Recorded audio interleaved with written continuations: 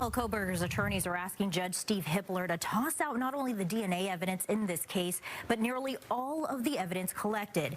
And that hearing is happening as the family of one of the victims, Kaylee Gonzalez, is in Boise right now. This is what anyone who was trying to tune into the Bryan Kohberger hearing saw for most of the day Thursday. A message informing the public that this portion of the hearing was closed. Kohberger is accused of murdering University of Idaho students Ethan Chapin, Kaylee Gonzalez, Madison Mogan, and Xana Kronodal at an off-campus house in November of 2022. Thursday's hearing was centered on Kohberger's attorneys fighting for nearly all the evidence collected be thrown out. They say police illegally obtained his DNA through genetic genealogy, and they believe that this is a violation of Kohberger's Fourth Amendment rights, which protects individuals against unreasonable searches and seizures. The defense also argues evidence was illegally collected from Kohberger's digital history, including Amazon, Apple, and Google accounts, as well as cell phone data, placing Kohberger at the scene of the murder a dozen times before the actual killings. In this case, it was, of course, enormously important because that's how they identified Kohberger. Legal analyst Ann Bremner says the defense is trying to poke as many holes as it can ahead of the trial. It's like a house of cards. I mean, this fails, everything fails, and the case is gone.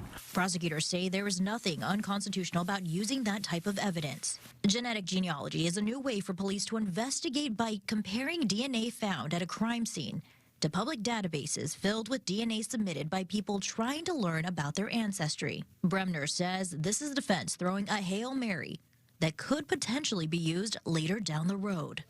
Every little thing and every big thing that you raise, you have to think about an appeal. Like, we may lose this, but that's an appeal. You know, this was a good issue, and we may not win on that, but it's an appeal. Your Honor, we're here because the state has alleged that a single piece of evidence ties Mr. Kohberger to this case. More than 5 hours after the hearing started, the court opened the feed to the public, Kohberger making his first appearance of 2025.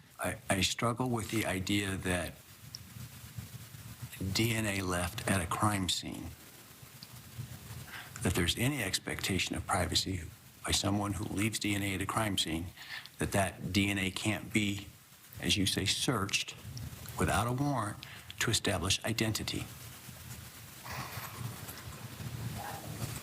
Well, Your Honor, I don't think any of us can go out of our houses without leaving DNA all over the place. And we're talking about a murder scene in a house to which he has asserted no connection whatsoever, 4 victims to which he has asserted no connection whatsoever.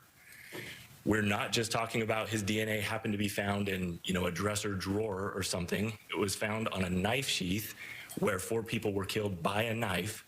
And this hearing is expected to continue tomorrow. The judge has said portions of it will be open while other portions will be closed, as we've seen today. This morning, though, the Gonzalez family posted on social media that they will never stop fighting for the truth. Shira Matsuzawa, Fox 13 News.